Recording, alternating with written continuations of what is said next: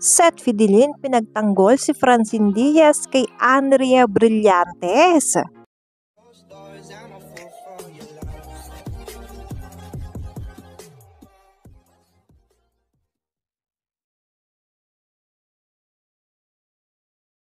Hindi na nga nakapagpigil itong si Seth Fidelin at ipinagtanggol na si Chin laban sa isyong binabato sa kanya. Paano ba naman mga ka-DJ ngayon sila na naman ang tinitirada ng mga basher at inuulit ang mga nakaraang issue na nila na si Francine Diaz daw ay ahas at mga agaw ng boyfriend. Si Francine Diaz kasi mga ka-DJ ang sinisisi ng mga netizens sa hiwalayang Andrea Brillantes at Seth Fidelin na ngayon nga ay sinasagot na ng Francet at kagad naman itong pinabulaanan ng dalawa dahil wala daw itong katotohanan.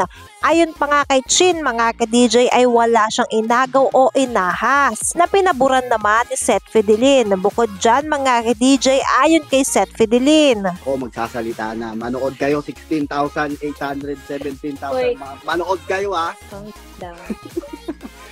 I know. Hindi, hoy. Okay. Ayusin mo ha. Ako, sinabi ko lang I know. kung ano yung totoo, kinlaro ko lang. For sure, nakita mo, napanood mo naman kanina.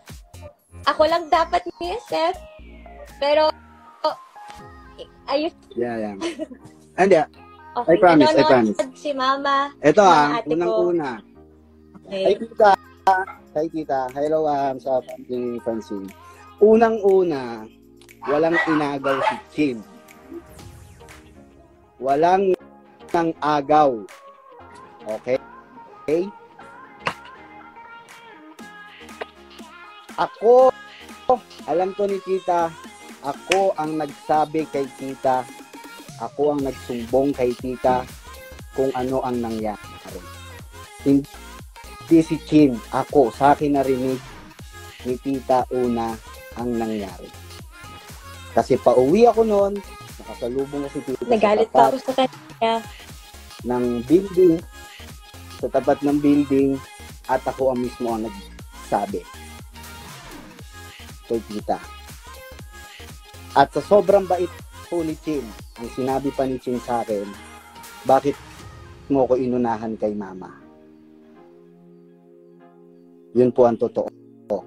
Kasi si Chin po, ayaw niya na magkagulo. Ako, hindi ko rin naman sinabi kay Chin na sasabihin ko kay tita, sa mami niya. Pero sinabi ko kasi yun ang tamang gawin. Matagal na tong issue na to, ang kukulit ng lahi nyo. Ako, nananahimik si Francine at ang pamilya na dinadamay nyo pa. Bakit ba kayo gigil na gigil sa kanila? Okay? Walang inagaw si Chin. Pumunta ako ng bahay ni Chin the next day para personal na humingi ng dispensa sa kung anong nangyari. At kung merong dapat sisihin dito, siguro ako. Okay? Ako po. Kasi kung hindi po ako pumunta sa dressing room na yon at walang picture lang, mga gigigil ako sa inyo.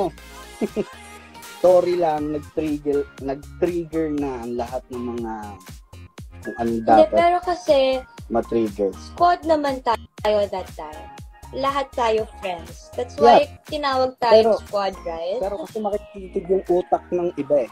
Makikitid kasi yung utak ng iba eh. So, yun. Lilinawin ko lang ha. Guys, ito mukha ko. Ayan. Seth Fidelin po. Walang inagaw si Francine. Okay? At hindi na ako magsasalita pa ng marami dahil lang. So lang po namin klaruhin, lalong-lalo ako.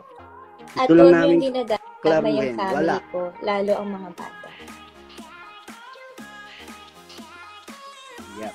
Wag niyo po idamay yung mga kapatid ni Chin. Pag pinagdadamay niyo talaga.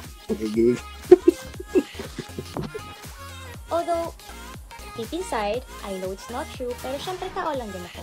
Nasasaktan ako. Syempre may emosyon din ako. Hindi naman porket hindi ako nagsasalita, porket wala akong sinasabi, doesn't mean na okay lang sa akin. Na parang tinatanggap ko na lang. Yes, tinatanggap ko na lang because kaya ko. Kaya kong tiisin. Kaya kong tiisin yung pain. Kaya kong tiisin yung hurt. But, lately, I don't know, parang siguro yesterday, yung tweet na nakita ko, sobra na. Dinadamay nyo na pati yung maliliit kong kapatid. And, para sa akin kasi,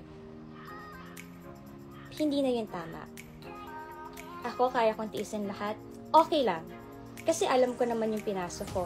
Pinasok ko ang showbiz, aware ako na at some point talaga sa span ng karera ko, talagang makaka-receive ako niyan.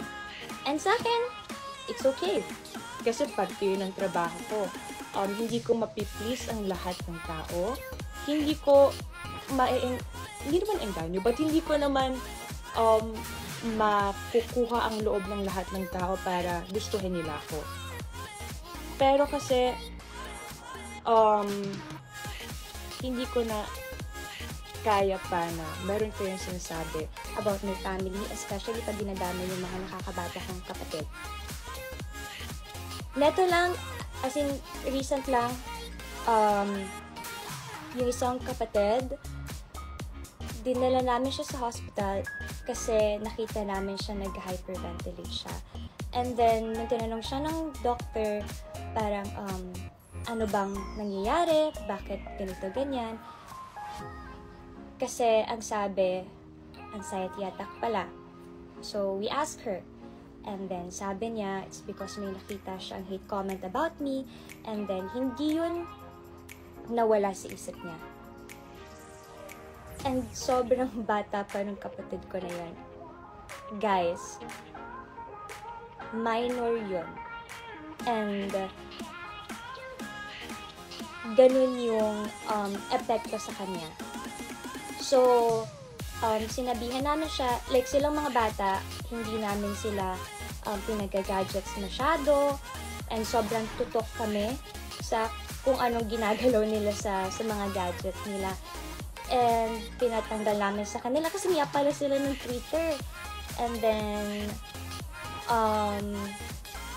nung kinausap namin siya, yun nga, may nabasa siyang hate comment about me, and hindi yun naalis sa isip niya hanggang sa, syempre bata, na-overwhelm. Hindi naman siya sanay sa mga ganyang,